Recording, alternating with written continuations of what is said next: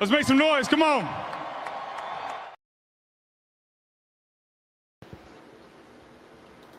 Yes, indeed, Nick Foles. Let's make some noise. Hey, what's going on, everybody? Welcome to the final word with MattyB. Sorry. Excuse me. Here on the It's a Rap Sports Network. You might have remembered me from an earlier program about half an hour ago. I had you on the Fighting's final. So we're going to continue, obviously, the conversation with the Phillies game tonight. 13-3 winners over the Baltimore Orioles. Also, the Eagles making some news, as our friend Star Wars reported. Is the cornerback, the Adoree Jackson, Keely Ringo cornerback experiment ended? As the Eagles go out and try to find themselves some help. And that other spot on the other side of Quinyon Mitchell, Phillies or Eagles making a trade tonight for a cornerback from the Raiders. So we'll get into some of that as well. Some training camp news and notes, I guess. Also, was preseason bearing down on us. What is your impression, or what's your feelings towards the preseason? And again, I imagine it's probably pretty generational, because I come from a generation of football fans that I remember when there were six preseason games. I do remember that very vividly. And what is the overall effect of a limited preseason versus the product in the beginning of the regular season? And is the juice worth the squeeze when it comes to that? So that'll be on the table as well. And then all the great things we talk about in this program on the regular, the Of the Night segment, the Day in Philadelphia sports history, as well as your card review, all that standing by for your listening and viewing entertainment here on the program. And it's great to be back on the final word. The show's taken a beating over the last 3 months as far as my attendance. It's not been good. I've been all over the place, doing all over a lot of things, but I'm coming out the woods. About 2 more weeks, potentially. It might get worse, though, but potentially 2 more weeks, it should get better for the rest of the month of August, at least. So we're going to continue to push forward whenever we are available to do this show. Now, tomorrow night, probably not. We're not going to do a show tomorrow night. Wednesday night, I think we'll do one. Well, no, probably not. We'll see about Wednesday, and Thursday probably we'll do a show. So it's going to be another one of them weeks, unfortunately for me, but it is what it is. I got to do what I got to do. Star Wars was leading us off tonight, was saying a huge help and favorite to the Guardians, and what a fun game for the Phillies. Yeah, it was. So the Guardians did end up beating the Mets tonight, so the Phillies have a little bit more of a cushion in the NL East. And yes, it was a fun night. It was one of those nights. It was one of those nights. But as I mentioned in the post game, there are still some things that I'm not freaking feeling, man. I'm just not feeling about this baseball team. So we'll talk about that. 99 subs. Yeah, we're 1 off of 100. So if you know anybody out there, if you're just tuned in, you're one of the people watching right now, go ahead and give us a like on YouTube or a subscription on YouTube. It'll get me to 100. A plateau mark here for the network. You'll never forget your first 100. So we're 1 short of 100. Yes, I will open the phone lines, Ricky, 100%. I know you're watching, and Joe's asking me the same thing. The phone lines will be open tonight as soon as I get through the prelims of this program. So let's get it kicked off, because apparently some of you want to really chime in. Let's get it kicked off tonight with your day in Philadelphia sports history. So let's strap it in, strap it on, strap it up. Keep your head, hands, and feet inside the car at all times. And here we go. Your day in Philadelphia sports history on this day in August 4th. A bunch of stuff I could have went with, actually. A whole bunch of things went down on August 4th. And I thought about going with Jimmy Rollins because there was a Jimmy Rollins factoid today that occurred back in 2015. It was actually the return of Jimmy Rollins to Citizen Bank Park as a member of the Dodgers on this day back in 2015. And, of course, on the heels of Jimmy being elected into the Hall or Wall of Fame, I thought maybe that would be appropriate. But there's even a better one, and a one that I'll never forget because it was well overdue. I thought even though this player really didn't wait long for his enshrinement, but still, he wasn't a first-time Hall of Famer. So and it was also on the heels of we found out about this as the Eagles were preparing to play the Patriots in Super Bowl 52. And I speak of course, the enshrinement of Brian Dawkins into the Football Hall of Fame out in Canton, Ohio. And on this day back in 2018, Brian Dawkins was enshrined in Canton for all to see. And he had delivered a very impassioned 22-minute speech. And, by the way, Dawkins, even with history being the way it is, and again, short memories here in this town, I don't think there'll be a player that ever replaces him in terms of what he brought in terms of emotion and leadership and skill. Let's face it, skill to the football field. One of the best safeties maybe of all time.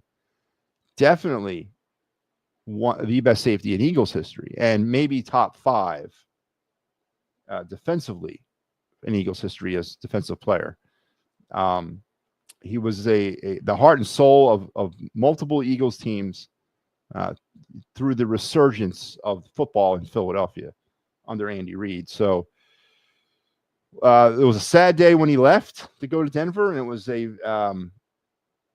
very controversial day when he went to Denver. But all that was forgiven, of course, on this day when he was enshrined as an Eagle into the Pro Football Hall of Fame out in Canton. And remember, I said Pro Football Hall of Fame. It's not the NFL Football Hall of Fame. It's pro football. There's more things going on inside the Hall of Fame in Canton than just the NFL. There's every professional league in the world has representation of players in it. So I want to be very clear about that. It's not the NFL Hall of Fame. It's the pro football.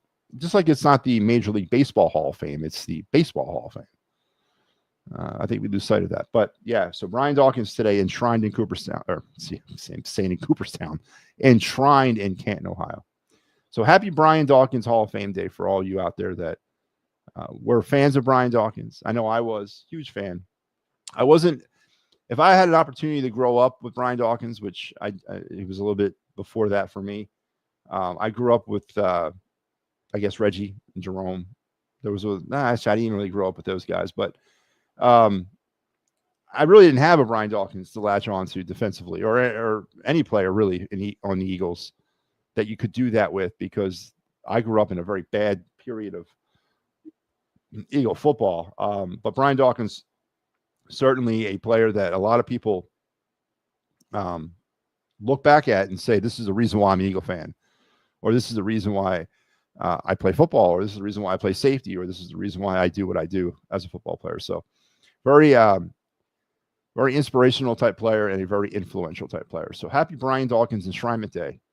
And that is your day in Philadelphia sports history. Kyle Schwarber hits home run today in Ryan Howard territory. Yeah. So did what's his name? The other player from Baltimore, he crushed one too to center field, didn't he? Or left center. Now listen, and the Kyle Schwarber conversation, as we started back on the post game, will continue. There's no doubt Kyle Schwarber has put himself in a position to get paid, either by the Phillies or by somebody else. Now, whether or not the Phillies are in a position to pay him is another story altogether.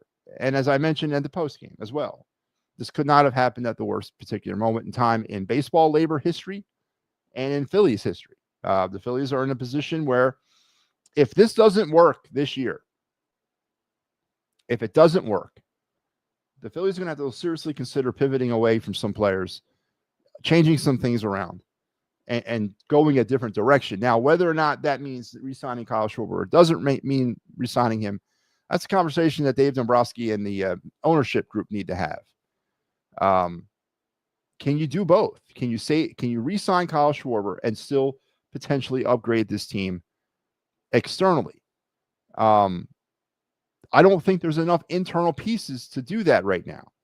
You got maybe one player in Crawford who's major league ready, and that's about it.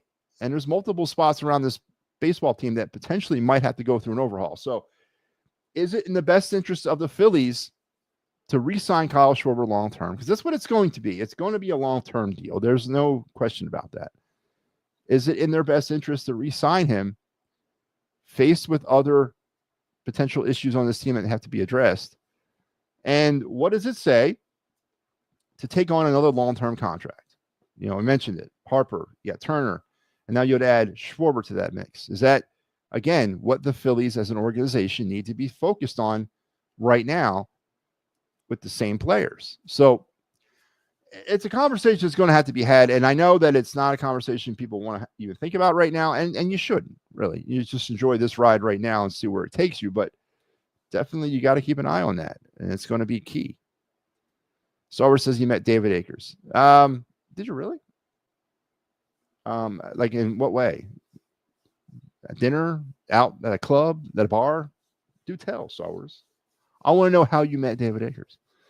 So I met, here's an interesting, as Star Wars tells people he met David Akers. I actually met a former Philly pitcher, 2 days ago. In my summer gig as an umpire at Cooperstown in New York. I was doing a game, and in the plate meeting, I was the plate guy. Two coaches come up. We do our little plate meeting thing.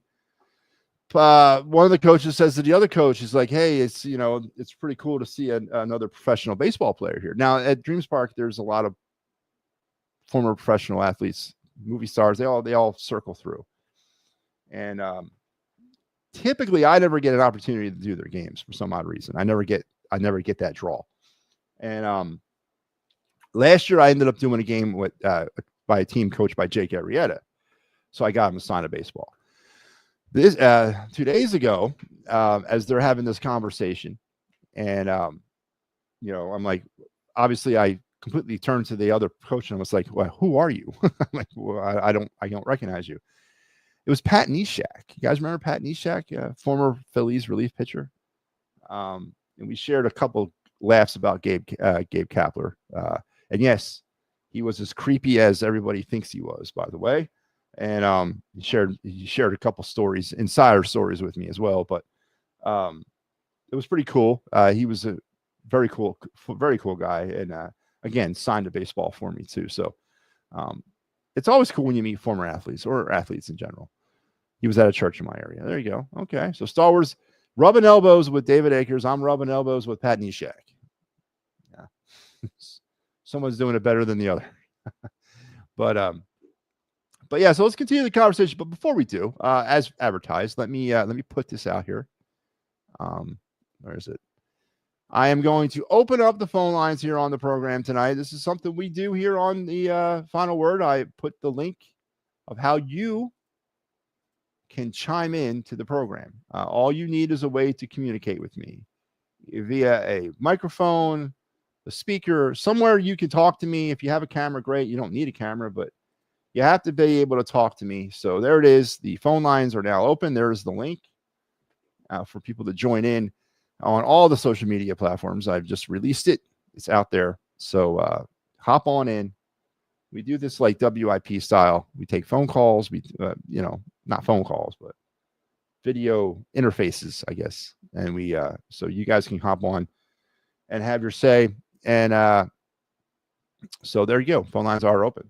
And also the topics are on the table. The Phillies, Kyle Schwarber included. The Eagles with a trade today. Let's go over the deets of the trade as I know them right now. So the Phillies did acquire Jacorian Bennett, the cornerback from the Raiders, for Thomas Booker IV. A little bit about Bennett. Bennett was a 2023 fourth-round pick out of Maryland for the Raiders. He appeared in 24 games, 11 starts with the Raiders over the past 2 seasons. He finished third on the team with 8 passes defended last season, despite only playing in 10 games. So little injury issues. This is obviously, with the addition of Adoree Jackson over the offseason and the losses of Darius Slay. This was another one of my early offseason problems with this team. This is how you go about defending a Super Bowl championship, by cutting bait with Darius Slay. They brought in Adoree Jackson. They obviously had visions of him competing along with Keely Ringo to take over that second position, that second corner, or that other side. And obviously it's not working out at this point in training camp to where the Eagles have to go out and acquire a cornerback. But Thomas Booker was a rotational guy, wasn't really a key element to this defense, but he also is a defensive lineman. And are we thinking the D-line situation is good? And does it get thinner?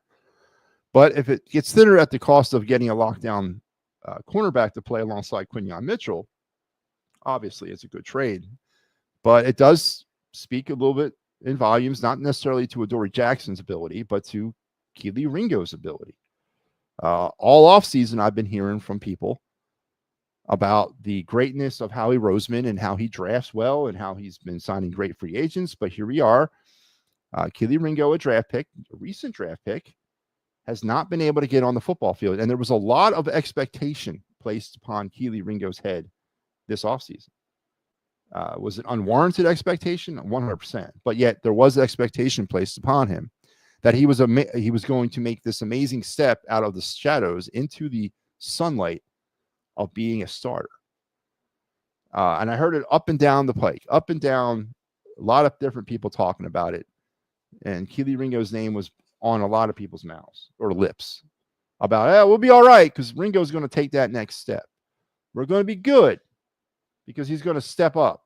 And I always would retort back, well, where was this step ups, these other steps last season?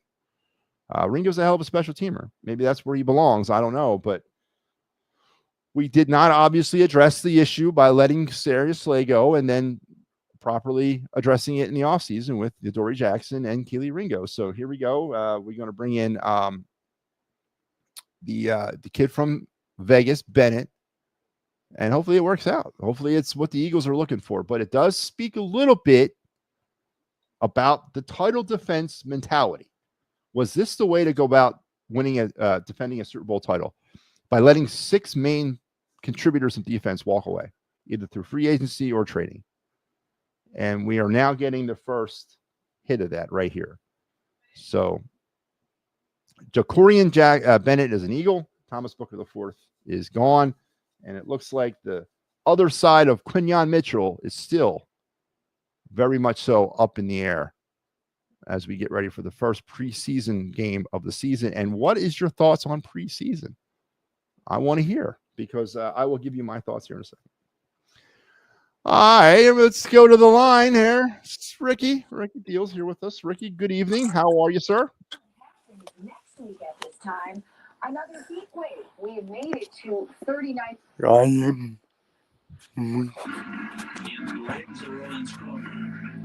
Good. Great to hear, Ricky. You mentioned in the post game, Ricky, you had some Philly stuff you wanted to show off. Let's see it. Mm-hmm.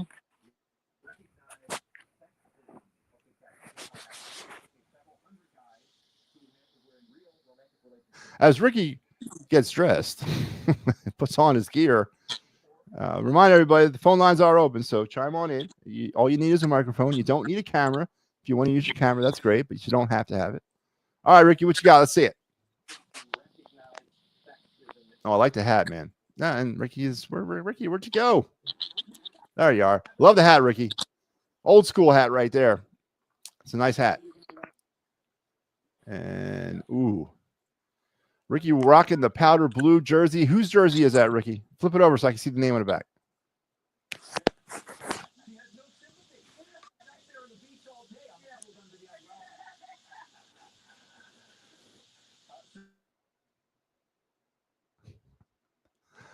Ricky Deal having some problems here, technically. Ricky, there? Can you hear me? Mm-hmm.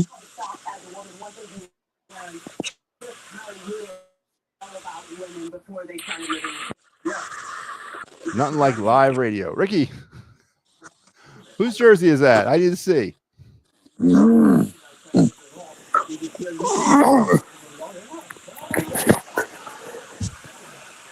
Kyle Schwarber. Ricky is rocking a Kyle Schwarber powder blue. I refer to it as the robin egg blue jersey. That's the color we used to call it back in the day. I know it's referred to now as powder blue, but the old school road uniform Kyle Schwarber. And of course, Kyle Schwarber, the hero of the day, 6 RBIs, 2 home runs, and 40 home runs now on the season for Schwarber. All right, Ricky, my man, thank you for chiming in, brother. Please come back, okay? Aaron Jones. Nah. And, so, Ricky, your camera is off right now. If you're showing me some more stuff, I can't see it. Aaron Jones. Nah. So is it an Aaron Nola jersey or is it a Kyle Schwarber jersey? I'll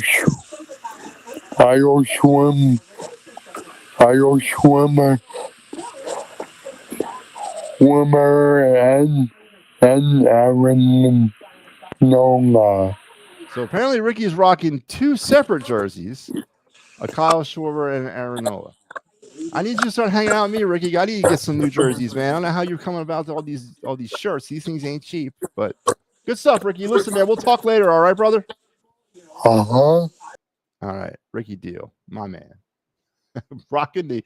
I wish this camera would have worked. Were they both powder blue? Was I the only one who couldn't see that? I couldn't see his stuff at all. I saw the Schwarber one. I didn't see the second one. So there you go. Ricky Deal chiming in. So walking around the Phillies game Friday, Joe Hale met Mike Lieberthal. I think Mike Lieberthal is the greatest catcher. He's maybe not the greatest catcher, but he's my top. He's my starting catcher on my all-time Phillies roster. I think Mike Lieberthal was a fairly ununderstood player. Played on some rotten teams, and I would love to have seen what he could have done, say, with the 08 group or with the 93 group or even with the 80 group. That would have been interesting to see. So, and I would kill to have a Mike Lieberthal now. Oh my God. So Joe Hale meet Mike Lieberthal. I met Pat Neshek, not quite Mike Lieberthal. As I said, he shared with me some candid stories about Gabe Kapler, which trust me, Philadelphia, when I tell you, we ain't the only ones who thought he was creepy. We're not. It was pretty funny listening to some of that stuff too. It was somewhat funny and somewhat like, should I be listening to this? But yeah, it was good to meet him. So we have a player who wears 2, 3, 4, 5, and 7. So is that what Bennett wears? 2, 3, 4, 5, and 7? Star Wars talks in code, man, all the time. 3 players in the defensive line for the Eagles have changed their jersey numbers. Pal Ryland, 93 to 52. Ojulari, 52 to 13. Uche from 13 to 0. So they've changed their numbers. Uche's wearing 0? They let him wear that? Didn't Sweat wear that last year? Wasn't he 0? Oh, that's cool. I mean, I don't care about all that. Matter of fact, I hate that whole number system, the way they do it. Defensive players, should always wear. All the linemen should wear in the 90s. All the cornerbacks should wear single digits. Whatever. So Star Wars reporting on some uniform jersey number changes for those of you that care about that stuff. Isn't Pal Ryland a draft pick? Was 93 his camp number, or was that his actual number? Well, anyway, Star Wars reporting some uniform number changes. This guy, the Eagles from Vegas, will a special teamer. Really? He's got some sort of defensive cachet, and don't forget, it's with the Raiders. Do you think they brought in a special teamer? Do you think that's why they went out and acquired another cornerback there, Kaepernick, is to bring in another special teamer? I don't think so. No, come on, let's be honest. And why would they do that? They traded away a defensive lineman, Booker, who granted wasn't a main contributor to this team, but he was a contributor, and he's part of and I'm not feeling the defensive line right now, and I wasn't feeling it going into the season, and now we're a little bit thinner there. Granted, it's Booker, right? I understand, but why go out and get another cornerback? Come on. Kaepernick. Let's be honest with each other. All right. Let's be honest. Keely Ringo ain't working out. I mean, Dory Jackson is a cast off from the Giants. That's what happens when you sign Class B or C free agents and you rely on a draft pick that hasn't taken the step forward that most people thought he should have by this point in his career. So I'm not buying that. That sounded like a little bit of a homeristic take to me. Speaking of a homer, what's up, Joe? How are you? I'm doing well, Joe. How was your weekend down there at Alumni Weekend with the Phillies? It was fun. I told you Ryan Howard was going to be down there. Nobody wanted to believe me. Well, no, you said that the entire 08 team was going to be there. The only person that was missing was Burrow. Worth showed up. Him and Kelsey were in a Phillies dugout drinking beers. Well, the Phillies released a statement that like 54 players were going to be there, and none of those were. And I didn't see the entire 08 team, but you're right. There might have been people just showing up. Sunday, the whole 08 team showed up except Burrow. Did you go to all 3 games? No, I went Friday. Oh, you went Friday. So, okay. I'm walking around a concourse, and Chase Utley shows up out of nowhere. Good interview. Chase Utley was there? Yes. So, Ryan Howard, did you watch any of the ceremonies? I watched the like 2 seconds of Rollins' speech. That was it. Ryan Howard inducted him, gave him the floor. Chase Utley unveiled the banners for them too. Really? Yes. Man, I need to go back and watch that. That's pretty cool. He just got back from China and Japan. Being the ambassador to the MLB. Yes. It's pretty cool stuff. But I asked him what his thoughts were on his Phillies team this year, and he said if Duran can pitch like he did in Minnesota, they can go far. And if Rob Thompson knows how to use them correctly, which I'm shocked he's using them correctly now, because I think Rob Thompson's a homer. I noticed it from the get of the trade because I don't know if you remember last year, Joe, when they got Estevez. Dombrowski was very public about, I know he's a closer, but he's probably going to be asked to do other things. He didn't say that about Duran when they brought him here. He said he was a closer. So I had a feeling that there was going to be a change in that. And I mentioned this on, I don't know if it was a final word or a fighting final. I don't remember where I said it, but the win here is that we got a pitcher in the bullpen that has a role. And that's a win. That's a start of trying to maybe get this thing under control a bit. I agree with you. I think it's a huge piece for the Phillies, but as I said, I still have some heartburn on losing another catching prospect. That's the second one he's traded away in 3 years, and then the 8th top 30 prospect he's traded away in his tenure here. So I do have some heartburn whenever you trade away a top 30 prospect, and that's just natural stuff. But I agree. Duran lights out the first couple times with throwing over 103 miles an hour yesterday. Absolutely. So the one they traded for one of the prospects for Duran is he's going to be a first baseman, not a catcher. So they're going to make Eduardo Tayit a first baseman? Yes, he told Minnesota that. That's interesting. I mean, Eduardo Tayit just got promoted out of low A to high A before getting traded from the Phillies. So, all right, maybe if you're going to do something like that, this is the time to do it. That's weird. Very weird. What can they do? How far do you think this team goes? Like, realistically, how far do I think where do I see the season sort of ending up? Yes. I think they're going to get to the playoffs. I think barring a catastrophic, stretch run here, they'll get to the playoffs. I don't know if they're going to hold off the Mets. I don't know how that's going to work out. That's going to be a back and forth all the rest of the way. I think it might come down to the head-to-heads, the Phillies and Mets. I think they have 7 left this season. I think it might come down to that. I think they'll get in. Other than that, it's going to come down, and I mentioned in the post game, we got to start looking at sort of what the postseason rotation might look like. And I'm concerned with that number 2 spot in the rotation for the postseason. I am, because right now we, got Nola and you got Luzardo. So And I know you can say you're going to move up Sanchez, but I need Sanchez as 3 because Sanchez as that third starter in the postseason, that's the most pivotal role of a pitcher in the postseason. So you can go with a 3-man rotation. Am I correct? You can go with a 3-man rotation in the wild card round. You might be able to get away with it in the NLDS, but you're not going to get away with it in the NLCS in the World Series. You got to have a 4-man rotation. And a DS, I see them going Wheeler, Sanchez, and Ranger. Yeah, I mean, you can get away with that. But as I said, deeper you go, the more games you're going to have to play to win a series. You're not going to be able to get away with 3 pitchers. You're going to have that 4th guy. A Painter in a bullpen, which for him being in a bullpen, and they just signed somebody today, the Phillies, by the way. I just got an update. I don't know who it was.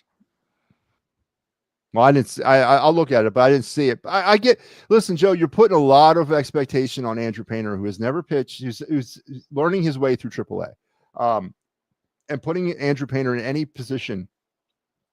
I think this year is wrong. I really do, and Painter's day is coming. It's coming next year. I mean, he'll be a viable member of the rotation at some point next year. He'll be one of those spots because I think if they go all in on trying to re-sign Schwarber, Suarez is gone. So Painter's going to have to fit into that rotation at some point.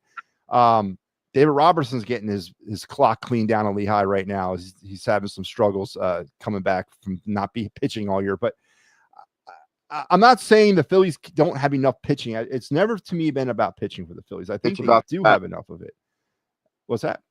It's about the bats. They scare me. It's all about the offense for me. It 100% comes down to the offense. And games like tonight, okay, when it's working, it works. But when it doesn't work, it completely falls apart. And I need a little bit more balance. Harrison Bader is not the balance I'm looking for. He's an upgrade, absolutely. He's a better version of Max Kepler. He's a better version of Austin Hayes, and he's a better version of Whit Merrifield. But he is still that same type of player, but it's an upgrade. I'll give you that, and it's going to be beneficial. But it doesn't change the offensive DNA for me, and I think that's what's really truly missing is more balance to this offense. And they're going to revert back to it when they get down late in the NLDS or the NLCS. They're going to go up there swinging like there's no tomorrow, and that scares me. So I wanted to touch on your other point, preseason. I hate preseason. Yeah. Well, why do you hate it, Joe Hale? Because injuries. Yeah. Okay. All right, but what is your take on the product of football for the first month of the season? I say just do training camp. Yeah, but listen to me. The way we do it now, was it 3 preseason games, correct? Is that what it is? 3? Yeah, it used to be 4 last year. Right. So it's down to 3. Starters don't play. They say they play some of the second game, and that's about it. And then we start the season, right? Then we start typically that's how it goes. And then we start the season, and you get through the first 4 weeks of September, and it's almost like an extended spring preseason. But those games count, and it's hard to kind of get a fix on a team. And some teams, actually, I know it's not necessarily the case, but if you go 0-4 throughout September, you put yourself in a pretty bad spot, and you have to almost play 700 football the rest of the way. I'm not advocating for a longer preseason. Well, by no means am I doing that. But my question is, with the way camps are run now, with those stupid bubble wrap things they stick on their helmets, and no one wears pads anymore, none of that. And then you get into the preseason where it's really the same thing because they're not really hitting. And then you get to the regular season. It's almost like you're taking that first month of the regular season and you're actually using that as the first month of preseason. So that's my point about that. I'm going to give you some breaking news. Fangio said the Eagles defense is going to play 2 series. The first full team defense. The entire first string defense is going to play 2 series against Cincinnati? Yes. That is breaking news. That's interesting. And how do you take that there, Joe Hale? Is that something that you feel that is being done because Vic Fangio is sort of kind of still trying to wrap his head around this unit, or what do you think? It gets the rust from them, even though they're having 2-a-day practices with the Bengals. The Bengals are here tomorrow and Wednesday before the game. Little joint practice. Yeah, I Yeah. knew that was coming up. Yeah. And your safety, right? Blankenship and Dijon. And the guy from Alabama, the first round pick, Jihad is, Campbell. yeah, he's looking pretty good because they had pads on today. Yeah, pads went on this week. This was the week of pads for camp. Yes, I understand, but I grew up in the Westchester, Lehigh days. I grew up, and I know, and there are still some teams that actually go to a site and have training camp, and I 100% think that's essential in building team continuity and focusing those players on football after a very long off season. I know I mi- not many teams do that anymore, but I still think it's a viable has a I viable miss place. him. I would agreed. And I want to tell you one fun fact. I'm actually going to the Little League World Series this coming year. Yeah. So okay, so that's next week, right? Yes. So where I worked this summer as an umpire, the Australian the team from Australia that won the Pacific region regionals, the one that's going to go, they played whatever the Pacific, whatever their region is for international play. They're actually going to be where I'm at starting tomorrow, and they're going to play a tournament. I'm going to see them. I'm probably going to ump a couple of their games, and then they're going to go off to Williamsport after that. So that's pretty cool. That's cool. Yeah, it's going to be it should be pretty exciting. Wait, we'll see you on TV because ESPN's carrying it. No, ESPN's carrying a Little League World Series. I'm not doing the Little League World Series. That's not where I'm going to be. I'm doing a tournament that they're going to be at before they get to Williamsport. Yeah, no, ESPN carries that every year. But no, because those umpires don't get paid, man. They volunteer. I'm not. I got to get paid. So. All right, Joe. Listen, thanks for chiming in as usual, brother. We'll talk later, all right, man? All right, Joe Hale. Kind of lost him there at the end. All right, so Joe brought up a point. He wants some sort of different type of preseason. Again, I'm not sitting here telling you that I'm advocating a longer preseason. I grew up in the days of 6 preseason games, and that was way too long. 4 was way too long. 3 is probably the appropriate amount number. I'm not saying that's the wrong number. I know there's some people out there that want to go down to 2. And a lot of NFL insiders say, or NFL pundits and coaches and team personnel say that they get more out of those joint practices than they do out of preseason games. And I get that. But my point is this. What is the product or the byproduct of the first month of the season? You know, the Eagles got off to a 2-2 start last year. And a lot of that might have been because there were some things that weren't resolved in the preseason, or some things that couldn't get resolved in the preseason for whatever reason. And Joe Hale mentions the number one reason why nobody wants to play preseason games, and that's injuries. But they got off to a 2-2 start, and thankfully for Eagles fans and the Eagles themselves, they figured it out very quickly into the second quarter of the 2024 season. I'm just asking, is there a way to sort of have your cake and eat it too? To have safe preseason football games where you don't lose anybody, and also have a team ready to come out of the gate firing on as many cylinders as you can in September. And I get as well that regardless of what you do, there's always that sort of learning curve in September. But some of the football you see right off the gate really is not good. It's almost like an extended preseason. Is it not the preseason? Is it the way these teams attack training camp? I mentioned Lehigh, days of Lehigh, Westchester, going to a college dorm and staying there for what is training camp in its entirety? 10 days, maybe at the most, because typically what they would do is after right before their first preseason game, they would go back to their facility. So it was like the first 10 days of their season, they'd go stay in these college dorms. What I think that's vital in building team continuity, camaraderie, and focusing on football completely.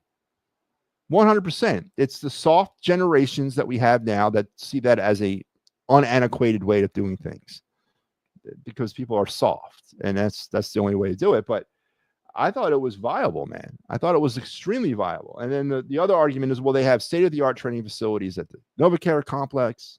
Why go somewhere else? Because you put them into a place that doesn't have state-of-the-art stuff, and you see them overcome that. It's about dealing with adversity. It's a life skill that we don't have much anymore in this world.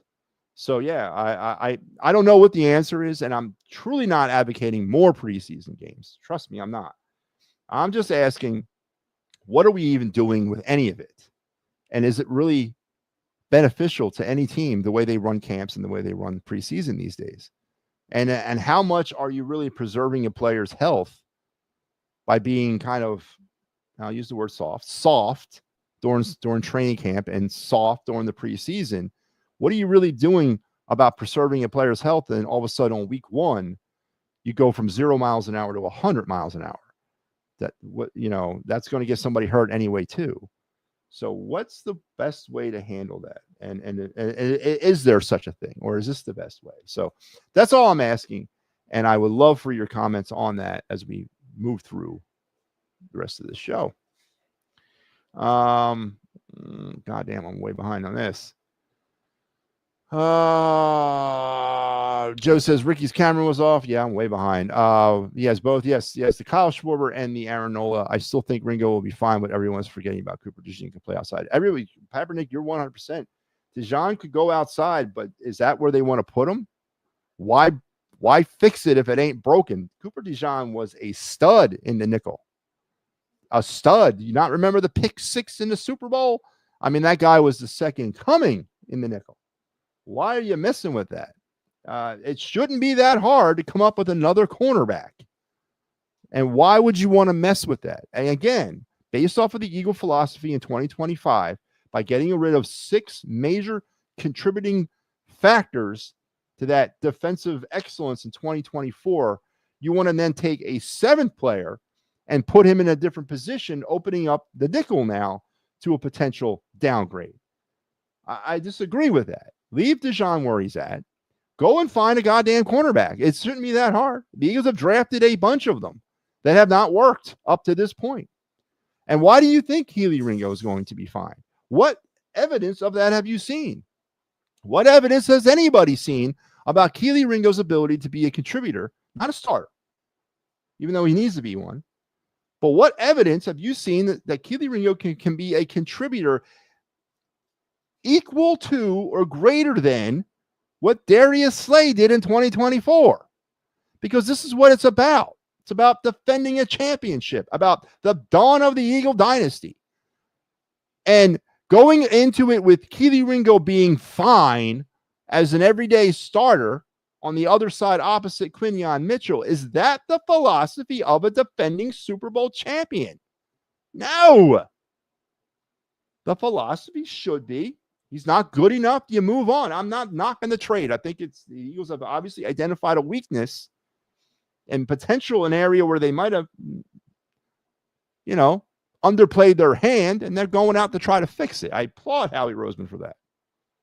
But to sit here and to continue to run blind faith, and it's not just Kelee Ringo. There's a bunch of players on this team right now that have absolutely no resume at the NFL level. But yet, Eagle fans are placing their lock, stock, and barrel hopes and dreams on in 2025. And we're completely missing the fact that, again, 6 major contributors from the second most important factor of the Eagles winning a Super Bowl last year, the defense, are now missing off of this roster. And I've maintained this from the outset. Was this the proper philosophy for a defending Super Bowl champion to approach an offseason? So let's be real here, folks. Let's not, you know me, I'm not going down this Homer world with you. You got to come correct. Give me numbers. Give me reasons why Kelee Ringo is going to be fine. Not just blind green faith. I want to know why you think that. Give me some substantial data to support that.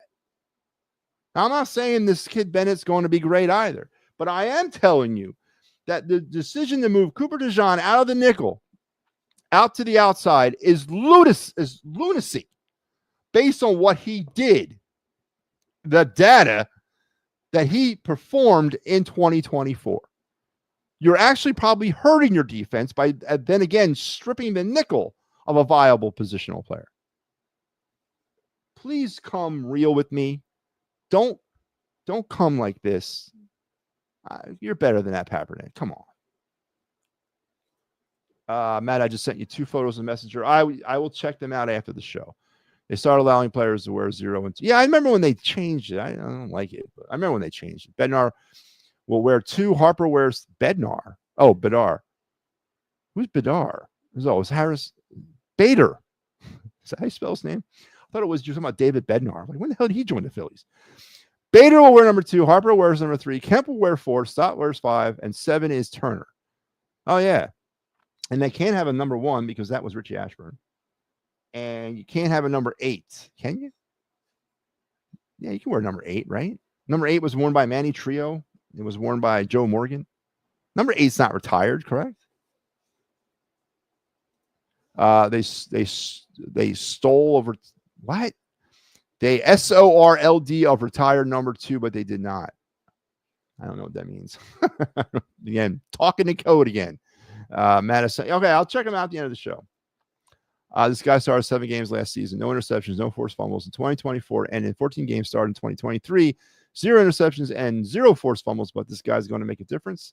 The Raiders were happy to get rid of him, and for a backup on the defensive. Again, I'm not telling you this is the trade. This the essence of the player is not what I am touching on here, Kaepernick. I'm touching on the essence of the position. All right. Obviously, this was a trade that was made not with special. If you think it was made with special teams in mind, I don't know. I can't help you with that, man. But this has got to be because they don't feel comfortable with, or not maybe comfortable is the best word. Maybe they don't feel warm and fuzzy about the Adoree Jackson, Keely Ringo cornerback battle. And they want to throw a third player into the mix. Now, maybe this third player motivates one of the others to step it up and to win the battle. Or maybe it doesn't. I'm just telling you, once again, the philosophy around all this of getting rid of Darius Slay, who I hated Slay. I thought Slay was overrated, but Slay had himself a hell of a year last year. And he's got I thought he had at least tread on the tires left for this season. Nothing beyond that. I don't think it was the right move. And I think the blind faith placed in Keely Ringo, because I could read this and insert Keely Ringo's name. As a matter of fact, he hasn't even started 7 games. So he's got more of a resume than Ringo does. He's at least made it to the starting side. Now, whether or not he's done anything with it you're absolutely right. Now, what I'm reading, he appeared in 24 games throughout his career as a Raider, 11 starts over the last 2 seasons. And he finished 3rd on the team with 8 passes defensed last season, despite only playing in 10 games. So that's another stat that they've thrown in there to offset the lack of interceptions. 8 passes defensed. Again, it's a sample size. There's not much there. I agree. He's not a lockdown starter. I 100% agree with you.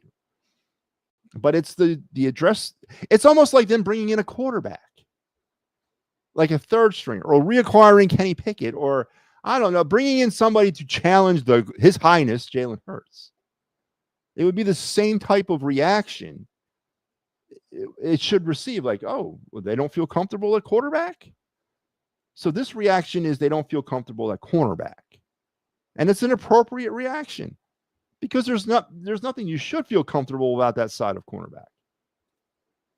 The Phillies have signed a 33-year-old right-hander pitcher, Lou Trevino, in the minor league. Yeah, it's going right to the minors. I knew what he was talking about.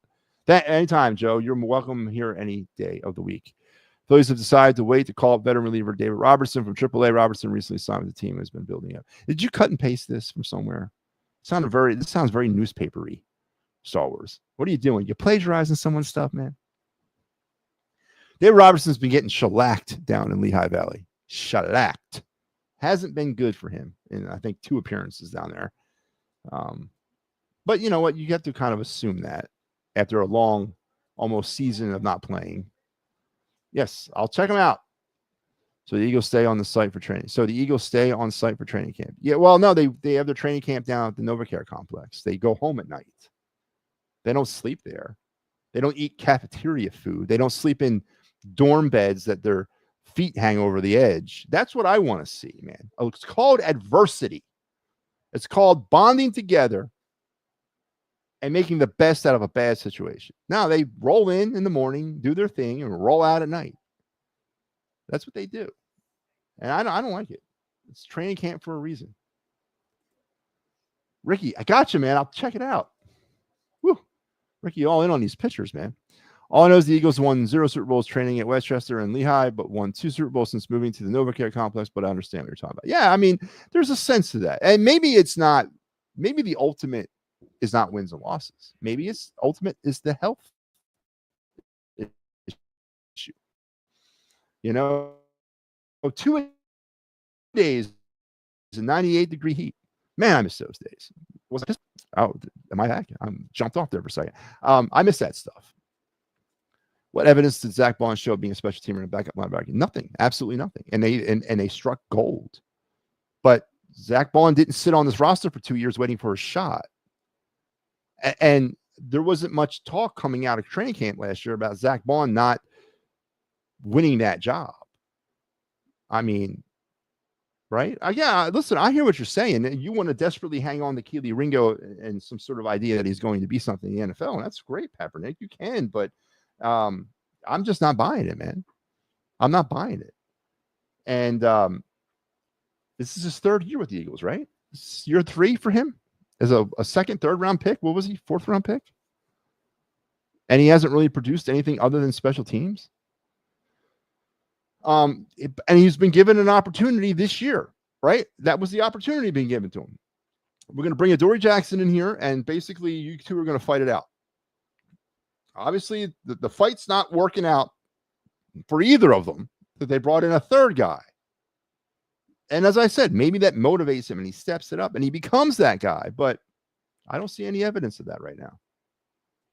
Awesome, our new closer. This is how it's done. Last night he threw the fastest pitch in Phillies history. Blew the guy away. 103. Matter of fact, he was throwing all over the spectrum, right? 100, 101, 102, 103. He was all over that, man. Let's see him touch 106.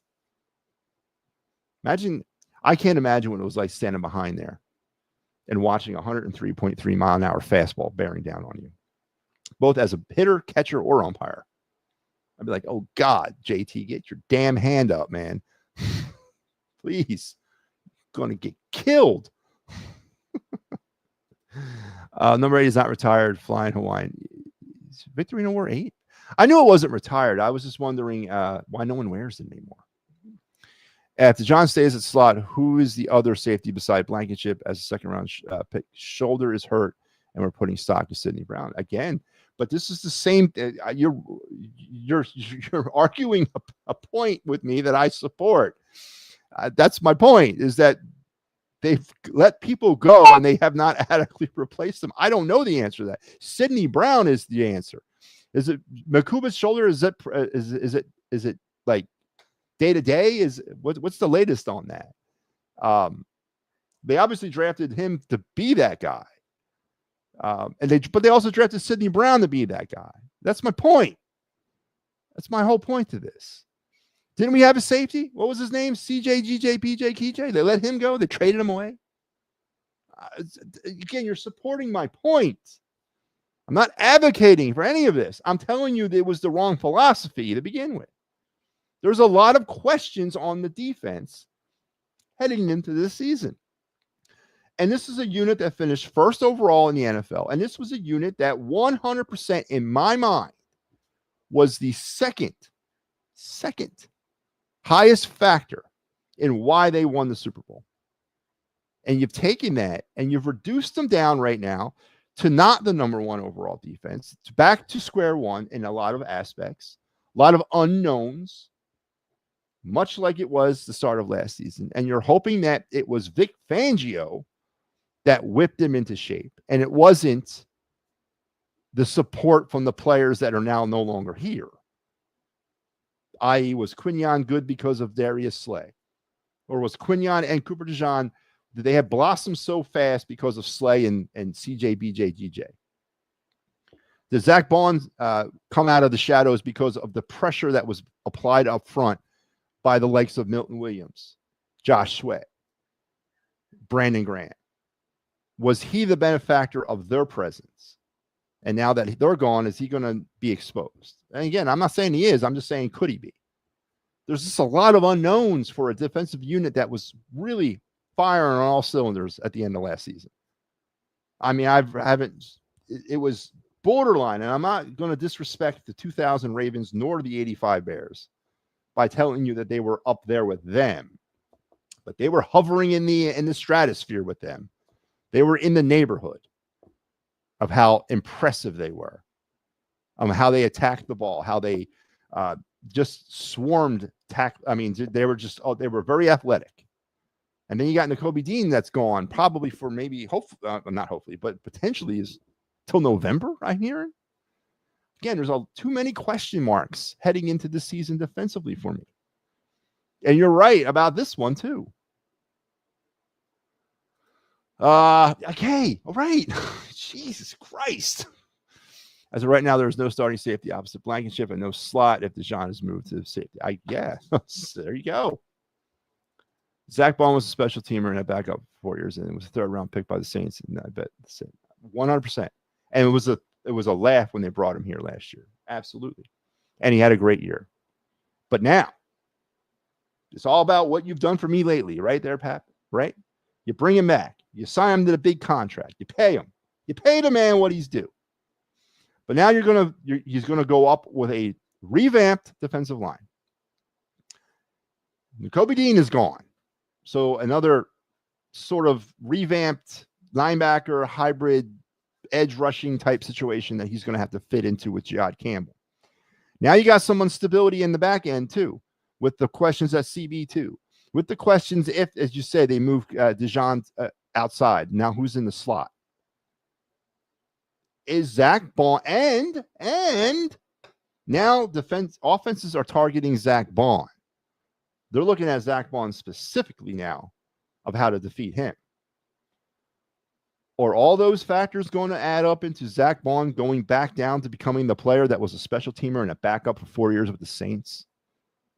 Or is Vic Fangio really the architect around Zach Bond? And he blossoms again, or he continues his progressions? These are great questions. And I'm not, that's my point. There's too many of them for me defensively for this team heading into the season.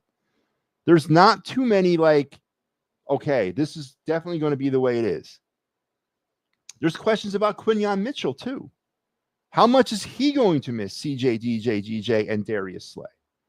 How much pressure is now going to be placed on him by offensive coordinators attacking him specifically? It's not about one or two players winning a Super Bowl. It's about 53. And did the Eagles really do the right thing this offseason by replacing so many key contributors? Or not replacing, but getting rid of. And then attempting to replace. That's the question. And whether you want to admit to that or whether you want to accept that, and I don't mean you, Kaepernick, personally, but I mean, you know who I mean, homers.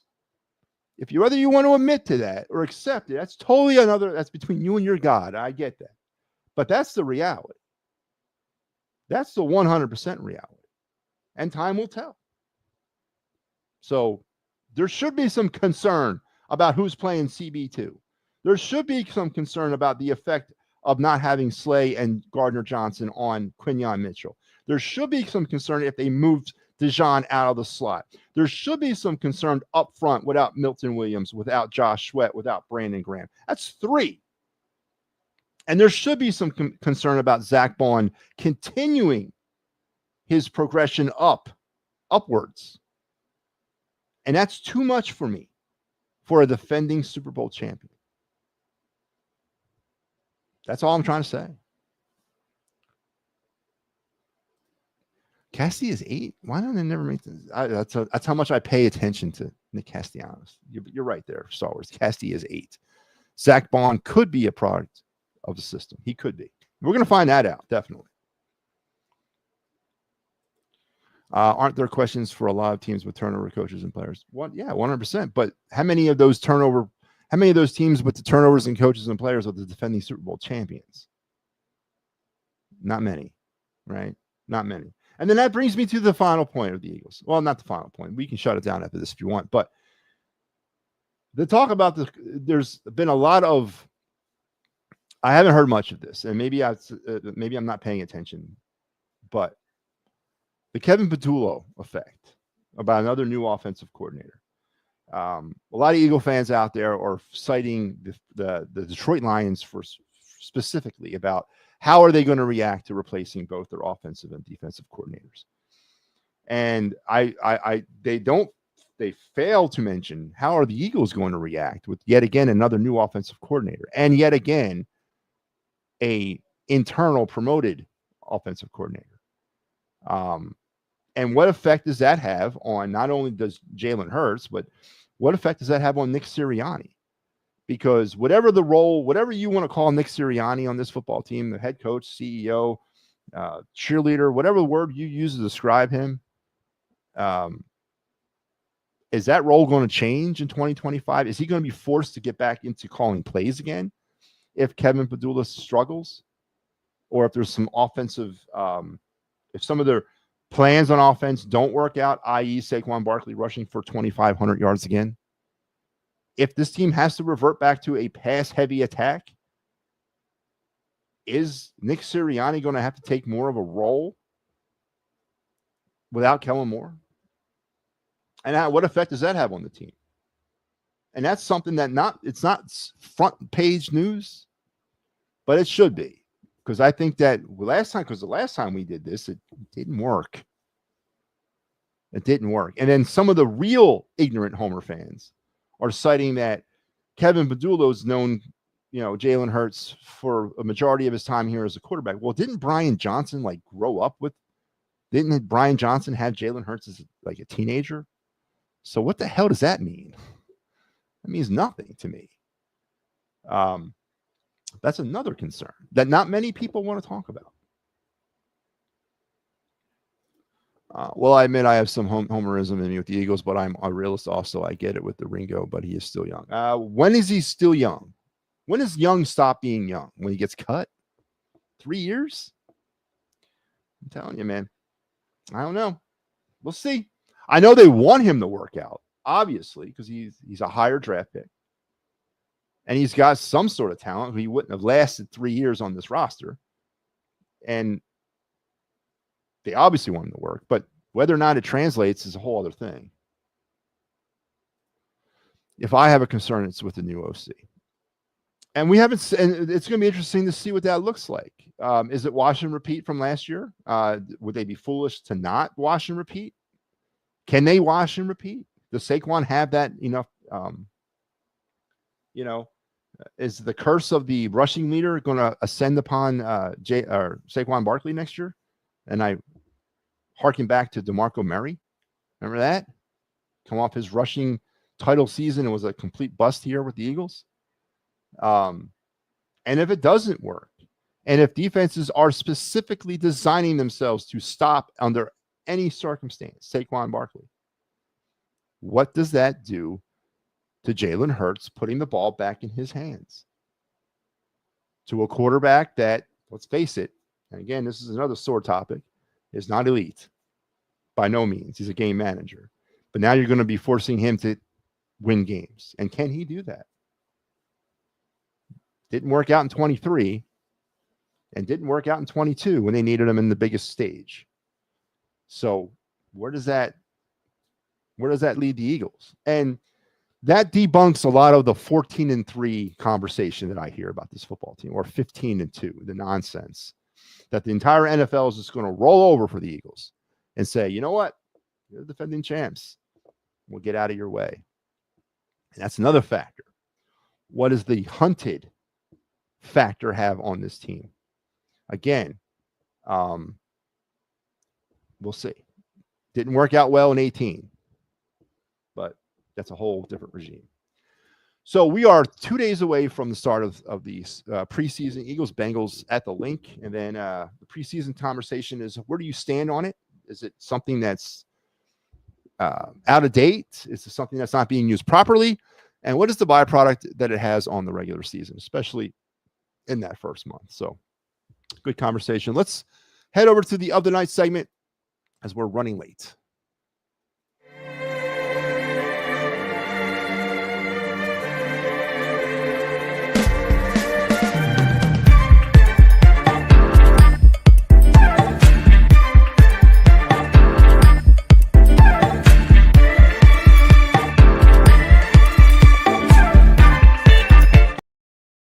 All right, the other night segment, we're going to actually switch gears to back on the ice as we're heavy into the Flyer Spotlight, not prospects, but Flyer Spotlight, player Spotlight cards. We started it last week, got through 2.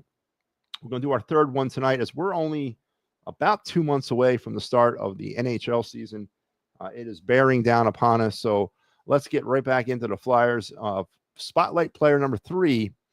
And that might be the biggest offensive talent we have to include. Yes, I think he's a bigger talent than Michkov at this current time, and he definitely has the resume. Travis Konechny, 82 games played last year, 24 goals, 52 assists, 76 points, and a gaudy minus 17, which again is the byproduct of playing a lot of ice time and being on very subpar special teams that the Flyers have had over the last few years. So I'm not going to take too much stock in that minus 17. It's more of the result of the play around him than his play. But Konechny, undoubtedly the I am not going to call him the face of the franchise, but he is definitely one of the pillars of this franchise today. I always maintain that I thought it was probably better to trade him a couple years ago than re-sign him. But you know, in the vacuum, I guess it's, having him here is definitely an offensive kick in the ass for this team. And he's been the more, never gets hurt. He plays every game. He's that 5th day starter. He always takes the ball, and he's got the numbers to back it up. Now it's about putting talent around him and giving him an opportunity to be on a team that wins. And hopefully hopefully Konechny has some of the sees some of the results of his work here. Hopefully Konechny is at least around when they become relevant again and they are a contending team. I don't know if he'll be here when they win a cup, but hopefully he's here and part of this of the puzzle of being competitive. As I said, 82 games, 24 goals, 52 point leader on the team last year. It's about now building some talent around him. Absolutely the right winger of our number 1 line, flanked by Michkov on the left. The big question is whether or not who's going to be the centerman, and we'll be talking about a potential candidate for that job here later on throughout this process as we go through these spotlight cards. But Travis Konechny, one of the more reliable Flyers, definitely our offensive, our number 1 offensive weapon right now. And he's got the numbers to back it up, man. And he's a spark plug. He's a chirper. He gets under people's skin. He is a hockey player, and we're better for having him. And he is our player spotlight of the night as we are 2 months away from the start of the new season. Thank you, Pat. Have a good night. So let's move now to our final segment of the night, my favorite segment of the night. You know what that is.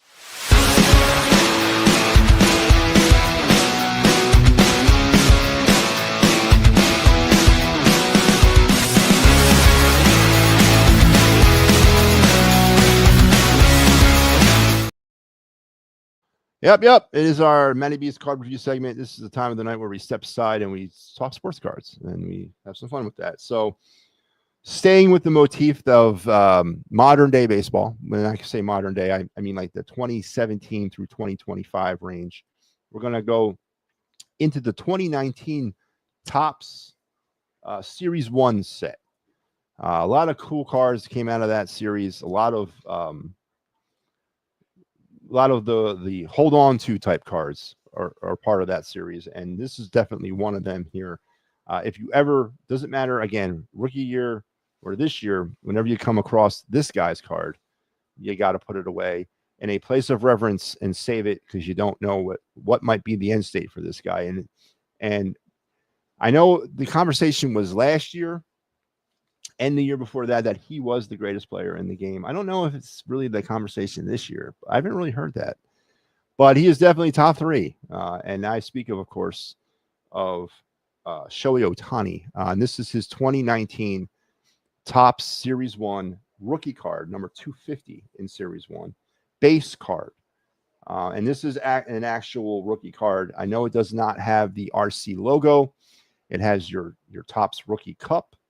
But this is what frustrates me about the use of the rookie cup by Topps. It's hit or miss. It could be it. It could not be it. But this is his rookie card from 2019. One of his rookie cards. There's about 4 of them floating around. This is the All-Star Game version of this card. This is not the Series 1 card. This is the All-Star Game version. As you can see, the All-Star Game logo there kind of stamped right down there by his thigh. I have the actual Series 1 card. I don't have this card. I have the Series 1 card. But in value, they're pretty much the same at this point in time for a base card. Again, using the full front of the card pretty much for the player, not investing much in border graphics or anything like that. This was Topps's way they've been doing their modern digital era cards. And this is a pretty cool looking card. And of course, it's a Shohei Ohtani. And anything you can do to keep a hold of this card. And here it is. This is the actual Series 1 card right here. This card right now is worth, as a base card, about $50.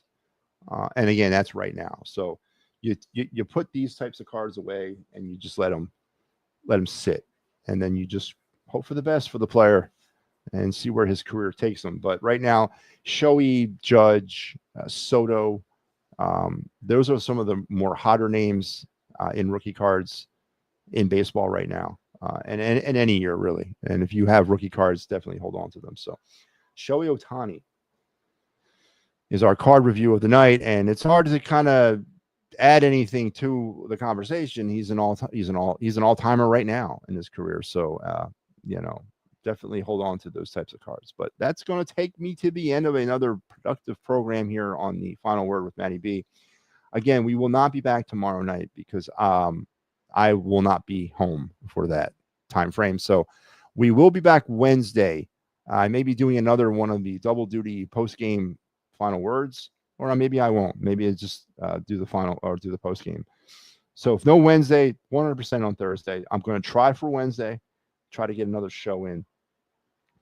We didn't do a show last night because I had late night post game, filling in for some people. But yesterday was my show. But it is what it is. We're getting there, and we're getting through the summer. So make sure that you're checked back and just look for the advertisement. I'll put it up there prior to the show. That's the best I can tell you right now. But in the meantime, there's other programming that will be seen as regular scheduled time, and that is and not limited to the Attacking Third every Thursday night at 9. The Wraparound with Pat Bernard, currently being manned by Michael Aro every Friday night at 10:30, and the P&M and the AM program every Sunday morning at 9. And we're getting closer to the football season, so that means the return of the Birds Blast with Kyle Quinn, the quintessential Eagle pregame show that you'll be seeing on the network. Our postgame show, the Eagles Flyby. Michael Aro is coming out with a Penn State postgame show. It's going to be on Saturdays, and a couple of we're still working on. And yes, I know the Pittsburgh Sports Desk is supposed to be coming here. I need to find out what the hell's going on with that. But they'll be hopefully be joining the network very soon as well. So bigger, better things on the way.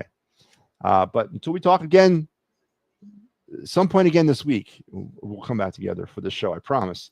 You guys have a great rest of your night and an even better tomorrow.